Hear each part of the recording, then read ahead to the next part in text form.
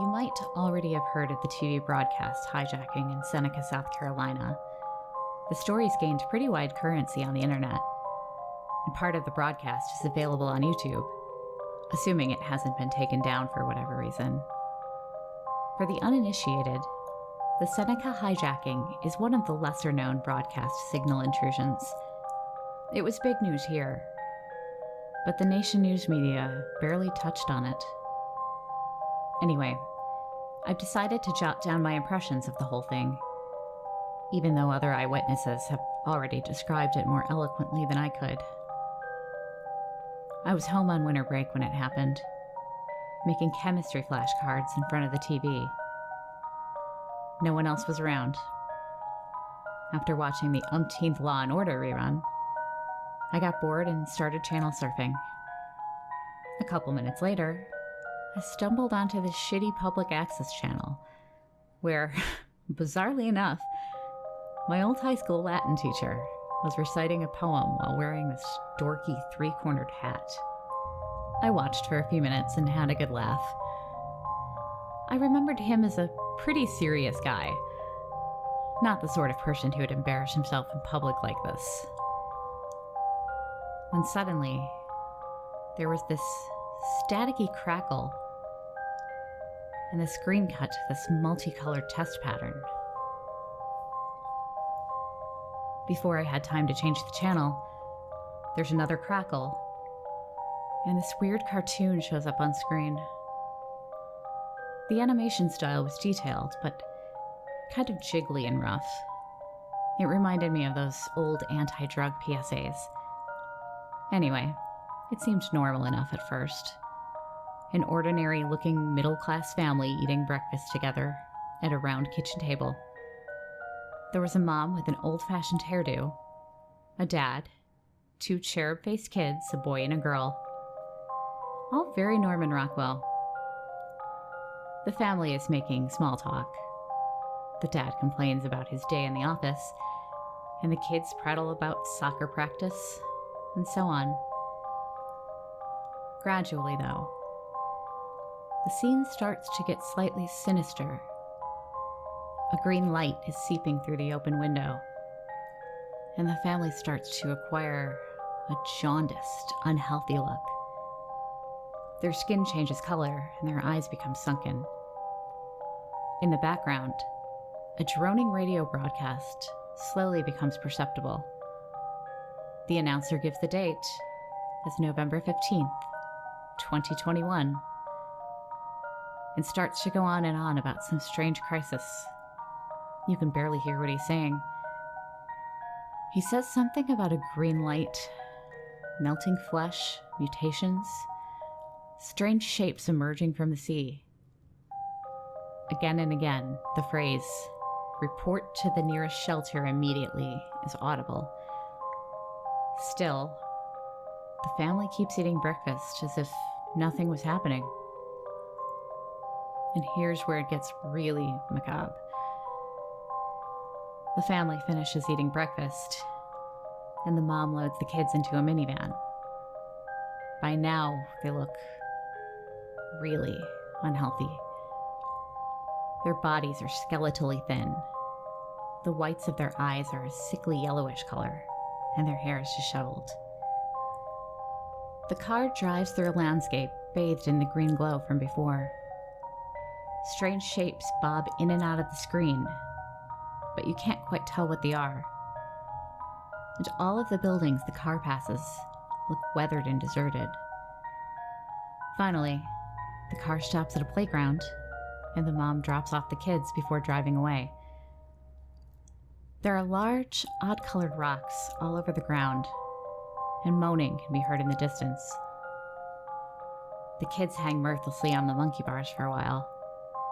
Eventually, the camera pans over the playground, and you see that the rocks littering the ground aren't rocks at all, but naked human forms, horribly disfigured. They seem to be either growing into or from the ground. I can't say which. They were very much alive. Behind the monkey bars, a tree can be seen with a human face growing from the trunk, its features writhing and contorted in agony. The scene suddenly shifts to a white-collar office, where the children's father is stooped over a desktop, typing away. His features are as sunken and diseased as that of the other family members, and the office is covered in a green glow. In the other cubicles, fleshless corpses sit upright at their desks, frozen in death. Finally, we see the family return home for the evening, walking through the front door together. Their skin is no longer simply jaundiced, but actually melting off, dripping from their outstretched arms and running down their faces in drops. As they are literally falling to pieces, the family sits down in the dining room and begins wordlessly to eat dinner. Their flesh becomes more and more amorphous, ribbons of skin dangling from their bodies like the tendrils of an octopus. I can barely describe it, but they somehow begin to merge with the chairs they are seated on, or rather, their skin grows over them. By now, their skin has the consistency of melted ice cream, and they are barely recognizable as human, except for their eyes, which somehow remain intact. The camera zooms closer and closer to the table, and finally their eyes all move directly toward the camera, conveying a feeling of unfathomable sadness. The screen goes black, and large white letters appear on the screen. Report to the nearest shelter immediately. Remaining at private residences is strictly prohibited. And with that, the screen turned to static. I stared in stunned silence for a few minutes before the local channel switched back on. That's all I know, really. I almost thought I was dreaming until the paper reported the story the next day. God knows what really happened. A ridiculously elaborate prank? An ill-advised viral marketing campaign? The crazier parts of the internet had their own theories. Liberty City really comes to life at night.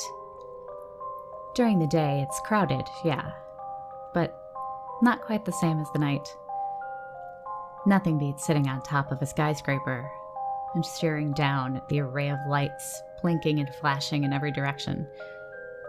Occasionally, you can see a helicopter or a plane pass by in the distance. It's all so full of life. Who would have thought that just under everyone's feet is the ongoing network of tunnels and subway tracks? The trains run all through the night, from the lighted loading stations into the depths of those damn tunnels. Down in the heart of the trams lies a vast intersection of tracks. This area is also where a couple hundred homeless people flock to escape the cold and the police. Most people like to call it Hoboland. While I've not been down there myself, I have heard stories from people that have. A couple accidents happened, which caused the train to shut down right on the tracks. People there conversed with the homeless people and came back with wild stories of a strange being that apparently lived down in the subway. This man could actually run swiftly, almost in a scurrying fashion, according to several witnesses. The story eventually evolved to where the man was supposed to have excess body hair and the face of a rat, deeming the name Ratman. It made the nighttime subway ride home all the more unnerving. I work in one of those skyscrapers you see at Liberty City. Most of the time I get off at 9 p.m., just as the nightlife is starting to pick up. But it's always dark by then, usually. A few of my coworkers take the subway home at night too, one of whom is actually a close friend. At some point around a year ago, my friend, we'll call him Jordy, was caught up in one of the trams breaking down. Not even 300 yards away was a maintenance entrance exit for the tram workers. So Jordy told the driver that he would just walk up the exit and ride a taxi home. While the rest of the riders stayed aboard, Jordy climbed off and started his short hike out of the subway. The only thing that is known after that is that around 4:00 a.m., police found Jordy walking down the street in a daze. He was covered in an orangish goo, the same texture as blood, and he stank like feces. It took a couple of weeks for Jordy to even respond, and once he did, he had no memory of what happened between approximately 10:30 p.m. and 4:00 a.m. when he was found. I tried to talk to Jordy since he was a good friend of mine, but he didn't appear to be the same man until at least 3 months later. After that, he returned to work and resumed his life, but still talked noticeably less than before. One day, he and I were alone on lunch hour, and he started to speak again. It was the first time I had actually seen him speak more than a couple of words since the incident. "I saw the Ratman," he said, staring at his glass. "You saw what?" I asked, thinking he was still delusional. "Actually, I fought him," Jordy said. "He just came running at me. Before I knew it, I was being clawed up. It was mainly just scratches, but just the way he moved. It was so fast." Jordy shuddered. "I managed to land one good hit on him and dug my thumbs in his eyes before he started emitting this orange-colored blood. That's what really got me. The smell was unbearable." I wasn't sure how to react. "So what happened next?" I asked him. "Well, he ran off after I got his eye. But I'm certain he didn't die," Jordy said, avoiding eye contact. "He's still out there somewhere. And I have to finish him off." After that, Jordy became obsessed with this figure living in the subways. He'd often stay up all night, riding the trams back and forth, hoping that it would break down. Other times, Jordy would actually take the extreme step of climbing down onto the tracks and following alongside them in the darkness. Armed with a camera and a knife, he snapped pictures of anything that looked suspicious. I only saw Jordy a handful of times after he became so fixated on the Ratman. Once, I visited his apartment. It was absolutely littered with newspaper clippings, sketches, printed articles, and alleged pictures, all of which supported the cryptid living in the subway. They dangled from his ceiling and covered the floors, walls, and even his bed. Jordy himself looked horrible as well. He rarely showered or shaved anymore. He stank as bad as his apartment. I tried to convince him to go get help and try to clean himself up along with his home, but he refused, and I eventually left, defeated and worried about my friend. A few weeks later, Jordy quit showing up at work. It was just like that. No notice, no excuse, just complete absence. When my boss tried to phone his house, there was no answer. We all decided it'd be best to visit the apartment again, since he lived alone. When we approached the apartment complex, there was a large group of police officers surrounding the entrance. Apparently, Jordy had wandered off into the black tunnels of the Underground Railway one night and never returned. A full-scale search was started 3 days after he didn't return to his apartment building. The search team ventured toward the heart of the subway, all the way to flocks of homeless people where they questioned many of them. A few of the more competent hobos reported seeing a troubled man matching Jordan's description. According to them, the man thought to be Jordy was distraught and nearly sprinting toward one of the tunnels. He was holding a flashlight and had it aimed in the direction he was running. After that, nobody saw or heard anything else. After 3 more weeks, the search was closed and Jordy was given up for lost. There was never a body recovered, or any evidence to suggest any fate for my friend. Since then, I've avoided using the subway. I just can't seem to bring myself to see those tunnels again. However, some of my coworkers still take the trams home at night. The trains still break down at times, and stories still come trailing back from the depths. The homeless people still see a furry figure traversing the dark passageways of the tunnels. However, now, there's a new series of sightings. Every so often, it is reported that beams of light sometimes flash past distant tunnels.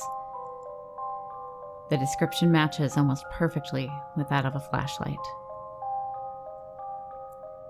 Part of me feels that Jordy died the night he ventured off the train and fought whatever that was down in the tunnel. But the other part of me thinks he's still down there. And whatever it is he needs to finish, well, I just hope he succeeds.